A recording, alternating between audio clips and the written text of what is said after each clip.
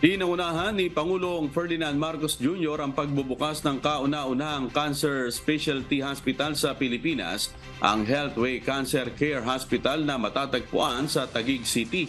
Ayon kay Pangulong Marcos, malaking tulong ang ospital na ito para magkaroon ng magandang kalidad na cancer care sa Pilipinas. Ang cancer anya ang isa sa mga nangungunang sakit na nakamamatay sa bansa. Ayon kay PBBM, sa tulong ng pribadong sektor, malaki ang potensyal na maging healthcare hub sa Asia ang Pilipinas. Mayroon ang naturang ospital ang isang mas malawak na outpatient chemotherapy unit at isang integrated outpatient department na may specialized women's health center. Pakinggan natin ang pahayag ni Pangulong Ferdinand Marcos Jr.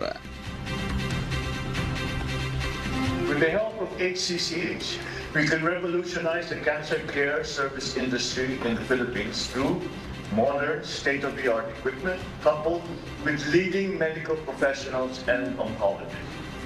It will certainly positively reflect on the country's growing potential as a leading healthcare destination in Asia.